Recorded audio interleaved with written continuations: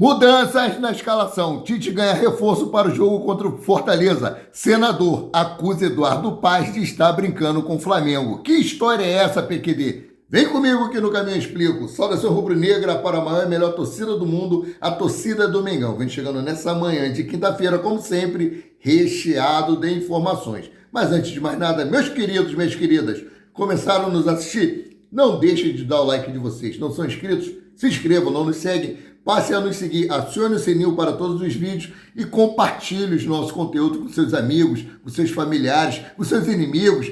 Faça o que vocês quiserem, mas compartilhe os nossos conteúdos, ajude no nosso crescimento. Isso é muito importante para o nosso crescimento e é muito gratificante para o nosso trabalho. Canal Paraquedista Rubro-Negro. Então vamos lá? O Flamengo encerrou a preparação com foco no jogo contra o Fortaleza, hoje à noite, às 20 horas, no Maracanã. Transmissão do Premier Pay-Per-View pela 16ª rodada do Campeonato Brasileiro. E o Flamengo deve ter novidades aí na escalação. Meus queridos e minhas queridas, o clamor da torcida rubro-negra parece que foi atendida e Matheus Gonçalves treinou ontem entre os titulares, com a ausência aí de Bruno Henrique, lesionado, e Everton Cebolinha, que está fazendo um trabalho de transição. Lembrando que a escalação oficial do Flamengo só sai 1 hora antes da partida, o jogo às 20 horas e a escalação sai às 19 horas. E por uma coincidência, hoje o Palmeiras vai jogar antes do Flamengo, meia hora antes. O jogo do Palmeiras será às 19 horas e 30 minutos. Botafogo também joga hoje, então vamos aí secar os adversários, já que eles estão 1 ponto atrás do Flamengo. E mais do que nunca, o Flamengo tem que entrar focado nesse jogo para poder vencer e continuar na liderança isolada da competição, né? Então aqui, ó, vou trazer para vocês a provável escalação do time do Flamengo para logo mais. Rossi é o goleiro. Aí vem o Wesley. Na lateral direita, Fabrício Bruno e Davi Luiz formando a dupla de zaga. Na lateral esquerda, Ayrton Lucas.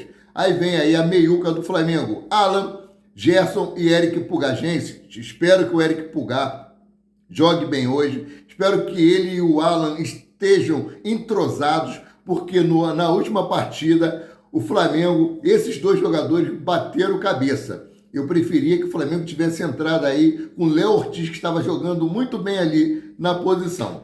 Vamos lá, no ataque, Luiz Araújo, Matheus Gonçalves e Pedro. Espero que Matheus Gonçalves faça um bom jogo, que ele não entre nervoso, que ele entre focado, porque nós estamos torcendo e muito por ele. Além da novidade de Matheus Gonçalves, ainda temos um reforço caseiro, Igor Jesus, que está 100% fisicamente após se recuperar de lesão no tornozelo. O jogador treinou normalmente com o restante do elenco nos últimos dias e retorna à lista de relacionados. Então, o Flamengo tem mais um jogador aí à sua disposição. E para esse jogo, meus queridos e minhas queridas, casa cheia. Mais de 45 mil ingressos foram vendidos para a partida contra o Fortaleza no Maracanã. E a expectativa é que tenham cerca de 55 mil torcedores apoiando o Mengão nesse jogo importantíssimo, né? E por falar importantíssimo, o Tite vai enfrentar o técnico do Fortaleza pela 2ª vez na sua carreira.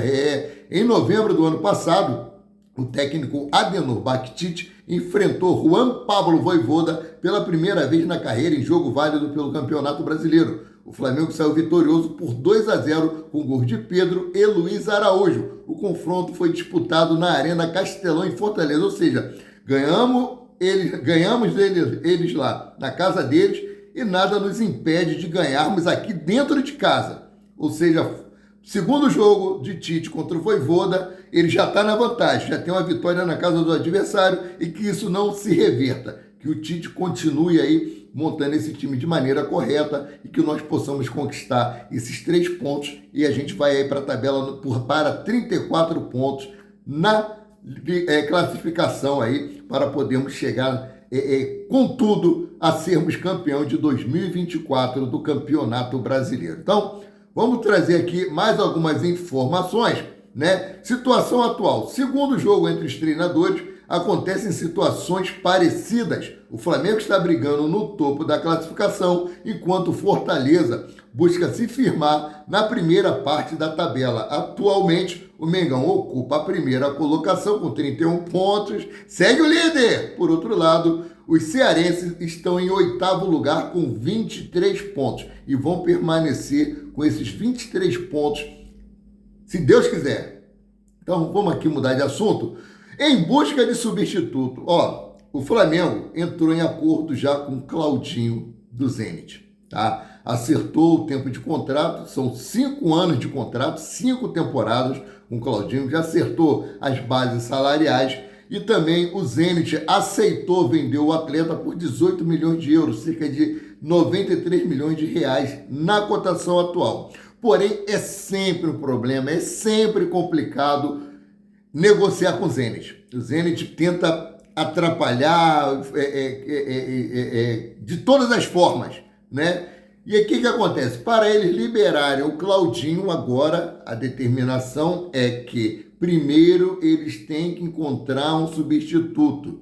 Após eles encontrarem esse substituto, as negociações vão continuar. Ou seja, a janela de transferência só fecha em 2 de setembro, abriu ontem, o Flamengo tem tempo suficiente para poder tentar essa negociação que com certeza dessa vez vai sair, né? Com relação ao Marco Antônio da Lazio, que está de férias aqui no Brasil, ele não queria nem voltar, né, para a Itália, mas a Lazio determinou que ele voltasse, as negociações continuam e essa negociação está mais adiantada. Em breve o Flamengo deve anunciar Marco Antônio como primeiro reforço dessa janela de transferência. E falar em transferência, o Flamengo abriu negociações para renovar contrato do lateral direito Wesley. De acordo com informações do jornalista Vene Casagrande, a ideia do Flamengo é renovar o contrato de Wesley por, no mínimo, mais 4 temporadas.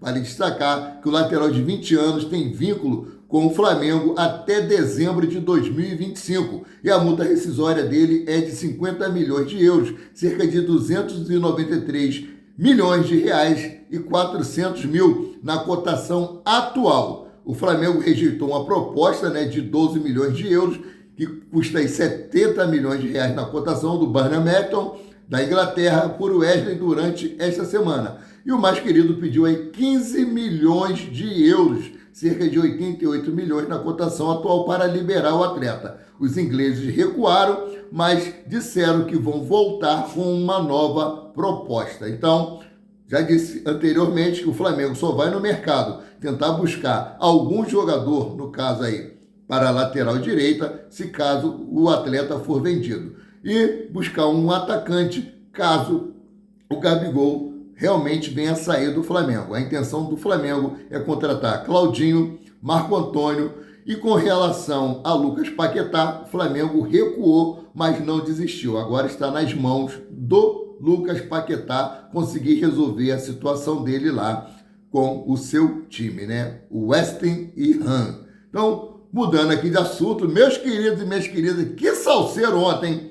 Seleção do Uruguai perdeu para a Colômbia de 1-0, jogou a maior parte do tempo com um atleta a mais, porque a Colômbia teve jogador expulso.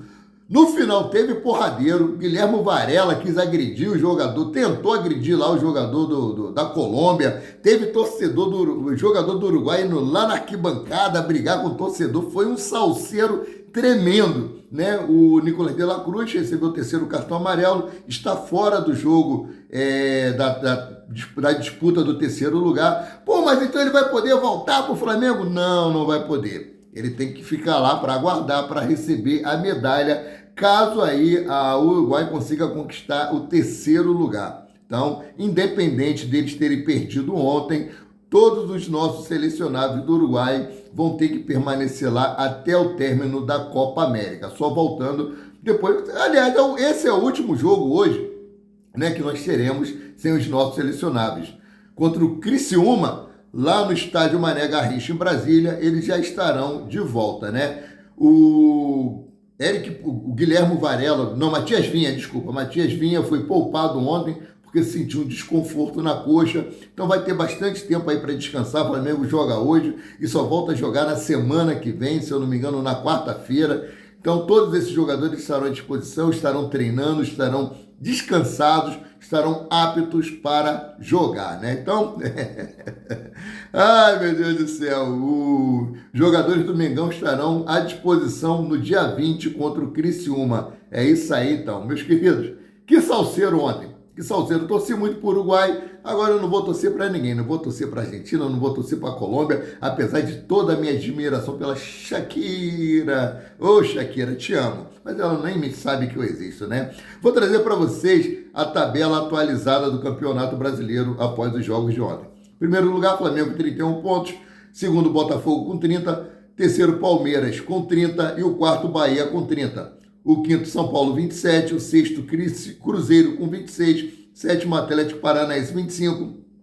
Oitavo, Fortaleza, 23. Nono, Red Bull Bragantino, 22. Décimo, Vasco, com 20. Décimo primeiro, Internacional, com 19. Décimo segundo, Juventude, 19. Décimo terceiro, Atlético Mineiro, 18. Décimo quarto, Criciúma, 16. Décimo quinto, o Vitória, com 15 pontos. Décimo sexto, Cuiabá, com 14. Décimo sétimo, Corinthians, com 12. 18º, o Grêmio, que perdeu, com 11. 19º, Atlético Goianiense, com 11. E o 20º, Fluminense. Eu tô na lanterna dos afogados. Eu tô te esperando. Vê se não vai demorar. O Fluminense cantando aí pro Corinthians, pro Grêmio e para o Atlético Goianiense, né? O tal de Andrés Sanches, que veio falar aí do valor que foi estipulado para o leilão de 138 bilhões de reais para a compra do terreno do gasômetro, né? Se preocupando, virou corretor de imóveis, se preocupando com o time do Flamengo e o Corinthians, que ele atolou em dívidas, tá aí, ó, 17º colocado na zona do rebaixamento e foi cantado, arerê, o Corinthians vai jogar a Série B, é isso aí, se preocupa com o time de vocês e deixa o nosso Flamengo. Falar em nosso Flamengo, para fechar essa matéria, essa notícia foi vinculada aí no Mundo Rubro-Negro, um portal muito sério, e trouxe essa notícia. Ó. Senador acusa Paz de brincar com o Flamengo e sugere que o clube negocie o terreno diretamente com a Caixa.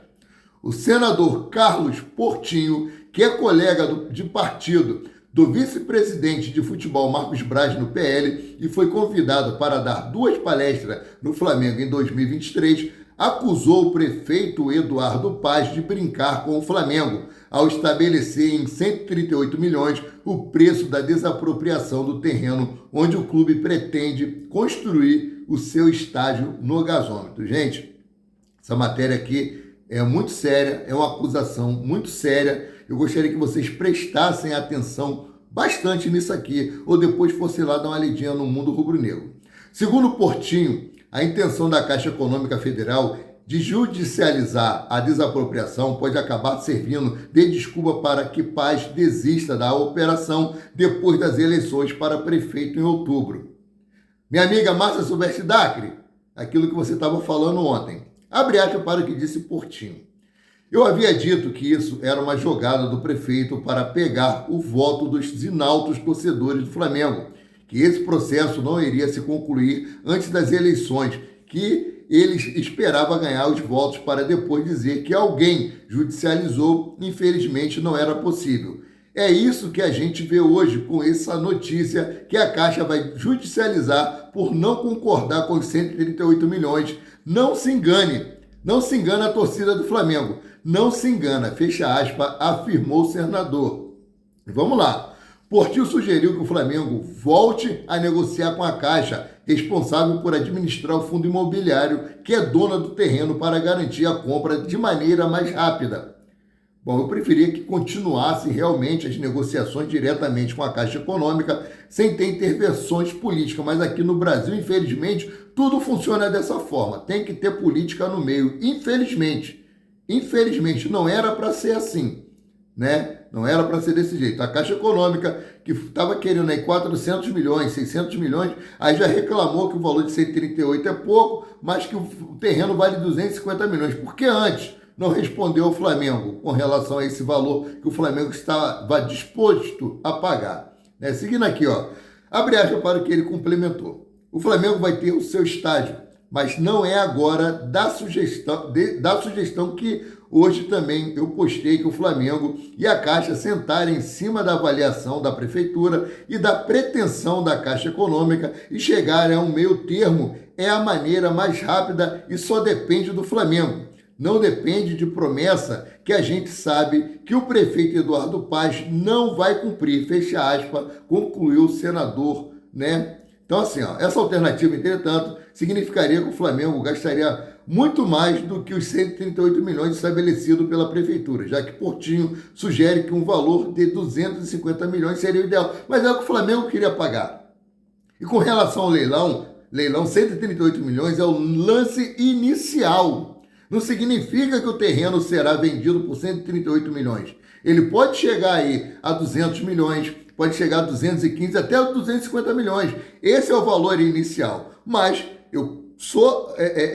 minha opinião é a mesma do senador, o Portinho. A minha opinião é que o Flamengo deveria negociar sim, diretamente com a Caixa Econômica Federal e deixar intermediações políticas de lado. Sendo assim, eu fico por aqui voltando a qualquer momento com mais notícias sobre o rubro-negro mais querido e mais amado do Brasil e do mundo, o Clube de Regatas do Flamengo. Saudações!